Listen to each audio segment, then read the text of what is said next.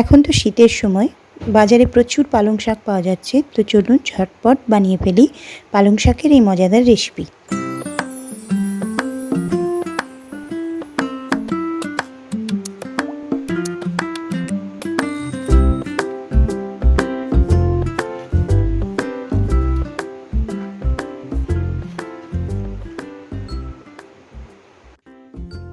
শাকগুলোকে আমি খুব সুন্দর করে ধুয়ে কেটে নিয়েছি। এর সঙ্গে নিয়ে নিয়েছি গাজর, মূলো এবং শিম, আর নিয়ে নিয়েছি বেগুন। বেগুনটাকে নুন হলুদ মাখিয়ে রেখে দিয়েছি। এটাকে আমি এখন ভেজে নেব।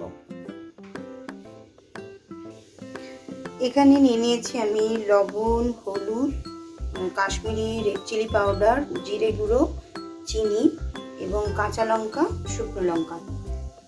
পুরো রান্নাটাই আমি করব সর্ষের তেলে, এই কারণে আমি সর্ষের তেল দিয়ে দিচ্ছি 3 টেবিল স্পুন সর্ষের তেল। এই রান্নাটায় বড়ি কিন্তু একদম মাস্ট, বড়ি দিয়ে দিলাম। বড়িটাকে আমি লাল করে ভেজে তুলে রাখবো।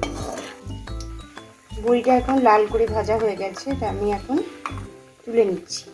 আমি কালো জিরে, কাঁচা লঙ্কা, কিছুটা সর্ষের গুঁড়ো দিয়ে দিলাম। এটাকে আমি এখানে ভেজে নিচ্ছি। একটা খুব সুন্দর একটা স্মেল আসবে। এখন আমি দিয়ে দেব বেগুন, যে বেগুনগুলো কেটে রেখেছি নুন হলুদ মাখিয়ে, সেই বেগুনগুলোকে এখানে দিয়ে দেব।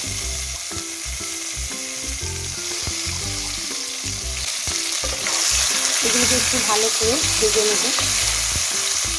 ফ্লেমটা হাইতে থাকবে। এখন বেগুনগুলোকে ভালোভাবে একটু ভেজে নিতে হবে। বেগুনগুলো ভাজা ভাজা হয়ে গেলে আমি এর মধ্যে দিয়ে দিচ্ছি শিম, মূলো আর গাজর।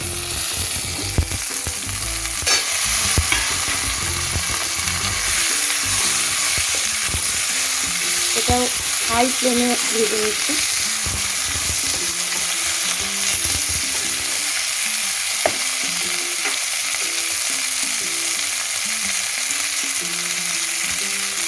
অল্প একটু হলুদ এখন দিয়ে দিলাম, একটু নুন, একটু লবণ দিয়ে দিচ্ছি।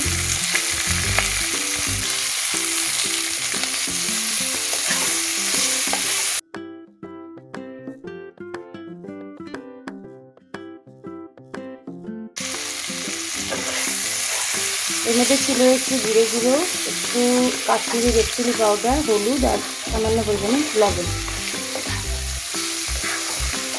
চিনিটা নামানোর আগে দেব। এখন আমি এর মধ্যে শাকগুলো, পালং শাকগুলো দিয়ে দিচ্ছি।